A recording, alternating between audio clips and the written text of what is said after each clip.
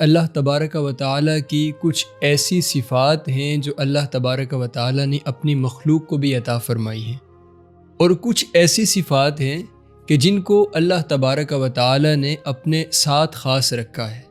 وہ صفات کہ جو اللہ تبارک و تعالیٰ کے ساتھ خاص ہیں، وہ کسی اور کے لیے مناسب نہیں ہیں۔ وہ اللہ تبارک و تعالیٰ کا وحدہ لا شریک ہونا ہے، یعنی اس کا معبود ہونا ہے، عبادت کے لائق ہونا ہے۔ یہ اللہ تبارک و تعالیٰ کی ایسی صفت ہے جو اللہ نے کسی اور کو عطا نہیں فرمائی۔ اللہ واحد ہے اور وہی عبادت کے لائق ہے۔ اگر کوئی اللہ تبارک و تعالیٰ کے علاوہ کسی کو عبادت کے لائق سمجھ کر اس کی عبادت کرے، اس سے مدد طلب کرے، تو یقیناً وہ مشرک ہے اور اس کا یہ عمل شرک پر مبنی ہوگا۔ اسی طرح اللہ تبارک و تعالیٰ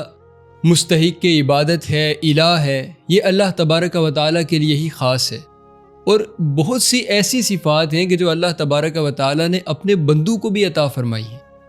اب قرآن کریم میں جب ہم غور کرتے ہیں تو اللہ تبارک و تعالیٰ نے کچھ اختیارات ایسے ہیں کہ جو خود اپنے بندوں کو عطا فرمائے ہیں۔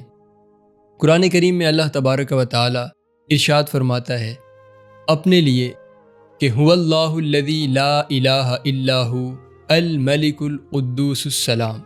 سورہ حشر کی آیت ہے۔ اللہ تبارک و تعالیٰ فرماتا ہے کہ وہی ہے اللہ جس کے سوا کوئی معبود نہیں، اور وہ بادشاہ ہے۔ اب یہاں پہ الملک کا لفظ، بادشاہ کا لفظ اللہ تبارک و تعالیٰ نے اپنے لیے استعمال فرمایا۔ اب اللہ تبارک و تعالیٰ نے، اگر ہم قرآن کریم میں مزید مطالعہ کریں تو ہمیں پتہ لگتا ہے کہ سورہ یوسف کے اندر اللہ تبارک و تعالیٰ نے یہی ملک کا لفظ اپنے بندوں کے لیے بھی استعمال فرمایا ہے۔ اللہ تبارک و تعالیٰ نے فرمایا وقال الملک ائتونی بہ، کہ جب بادشاہ نے کہا کہ یوسف کو میرے پاس لے آؤ، تو یہاں یوسف علیہ السلام کا ایک واقعہ بیان ہو رہا ہے، اور واقعے کے ضمن میں ایک بات کا ذکر کیا جا رہا ہے۔ تو یہاں پر ملک اور بادشاہ کا لفظ اللہ تبارک و تعالیٰ کے بندے کے لیے استعمال کیا گیا ہے۔ تو پتہ لگا کہ اللہ تبارک و تعالیٰ اگر خود بادشاہ ہے تو اللہ نے بادشاہت اپنے بندوں کو بھی عطا فرمائی ہے۔ اسی طریقے سے اللہ تبارک و تعالیٰ قرآن کریم میں متعدد جگہوں پہ ولی کا لفظ اللہ نے اپنے لیے استعمال فرمایا۔ اللہ فرماتا ہے واللہ ولی المؤمنین، اللہ مومنین کا ولی ہے۔ لیکن جب ہم قرآن کریم میں سورہ مائدہ کا مطالعہ کرتے ہیں تو ہم دیکھتے ہیں اللہ تبارک و تعالیٰ نے ولی کا لفظ جہاں پر اپنے لیے استعمال فرمایا، وہاں اللہ نے اپنے رسول کے لیے بھی استعمال فرمایا، اور وہاں اللہ تبارک و تعالیٰ نے باقی مومنین کے لیے بھی استعمال فرمایا ہے۔ اللہ فرماتا ہے انما ولیکم اللہ ورسولہ والذین آمنوا، کہ بے شک تمہارا ولی اللہ ہے، اور تمہارا ولی اللہ کا رسول بھی ہے، اور تمہارا ولی مومنین بھی ہیں، اہل ایمان بھی ہیں۔ اسی طرح قرآن کریم کے اندر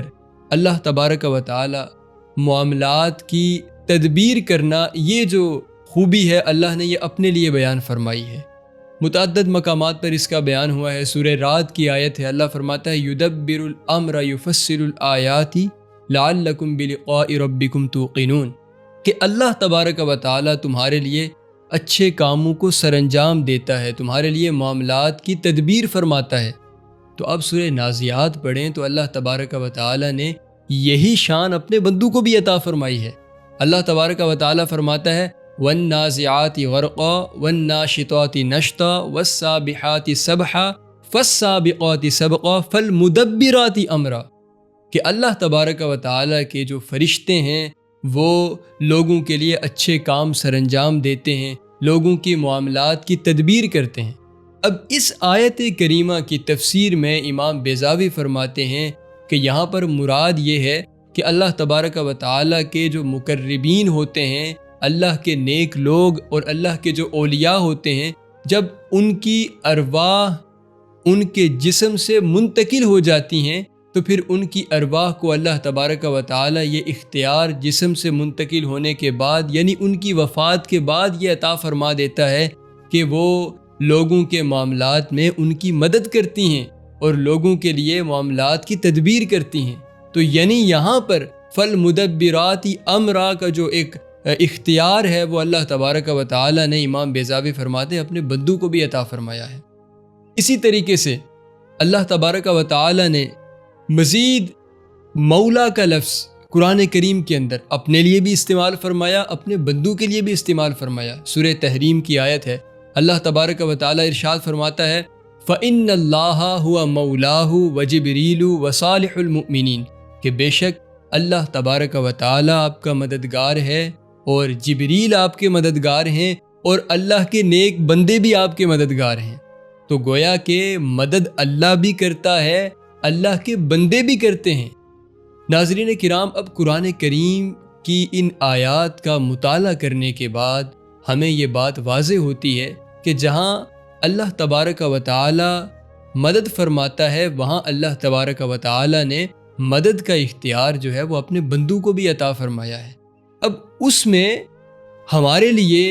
سبق یہ ہے کہ ہم اگر اللہ تبارک و تعالی سے مدد طلب کرتے ہیں تو یقیناً حقیقی مدد کرنے والا اللہ تبارک و تعالی ہے، اور حقیقی مددگار وہی ہے، اسی سے مدد طلب کرنی چاہیے۔ لیکن اگر کسی وقت میں، کسی موقع پر ہم اللہ تبارک و تعالی کے بندوں سے مدد طلب کرتے ہیں یہ سمجھتے ہوئے کہ یہ اللہ تبارک و تعالی کے بندے ہیں، اللہ کے اولیاء ہیں، اللہ کے دوست ہیں، اللہ نے انہیں اختیار دیا ہے اور اللہ کے دیے ہوئے اختیار میں سے یہ ہماری مدد کریں گے، اللہ کی دی ہوئی عطا سے یہ ہماری مدد کریں گے اور یہ اللہ کی بارگاہ میں ہمارا وسیلہ ہیں، اگر ہم اس نظریے سے اور اس ارادے سے ان کی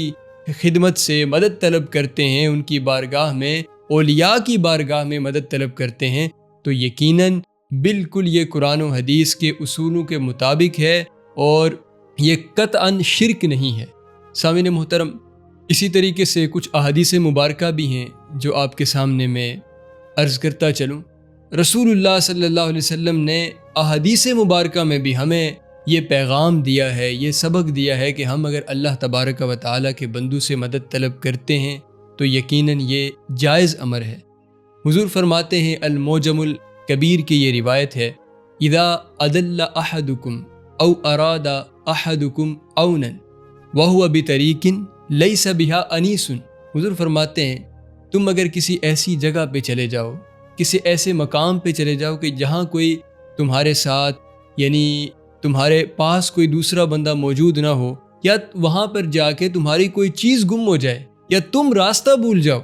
یا کسی بھی اعتبار سے تمہیں کسی کی مدد کی ضرورت ہو اور وہ جگہ ایسی ہو کہ جہاں کوئی بظاہر مدد کرنے والا تمہیں نظر نہ آ رہا ہو،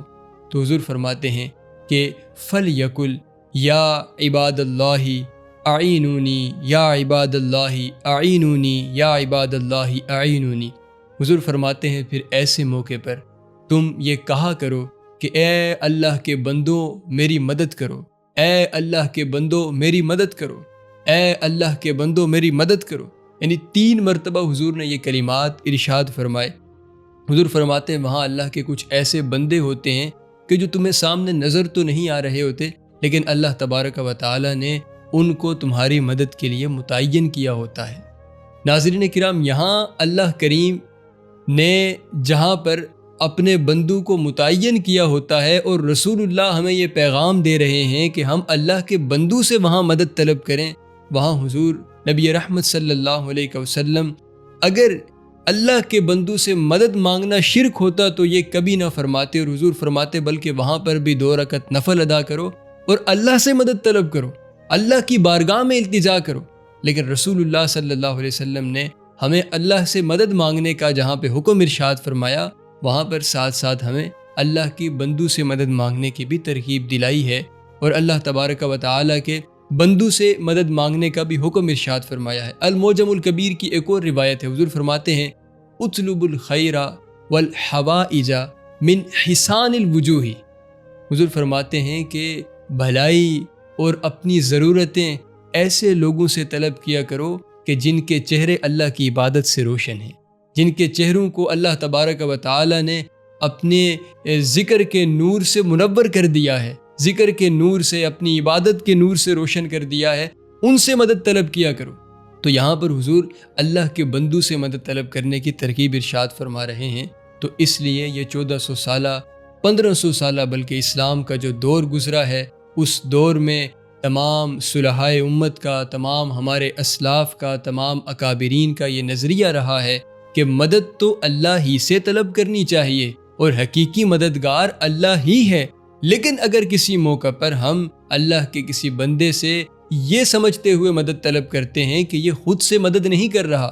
یہ خود سے مددگار نہیں ہے، بلکہ اللہ نے اس کو اختیار دیا ہے اور اللہ تبارک و تعالی نے اس کو یہ نوازش اس پر فرمائی ہے، اس کو یہ عطا اس پر کی ہے کہ یہ مدد کر سکتا ہے اللہ کے دیے ہوئے اختیار سے، تو ایسے میں اگر ہم مدد طلب کرتے ہیں تو یقیناً یہ مدد طلب کرنا جائز بھی ہے اور مستحسن بھی ہے، اور یہ اللہ تبارک و تعالی کے قرآن کریم کے اندر دیے ہوئے اصولوں کے مطابق ہے۔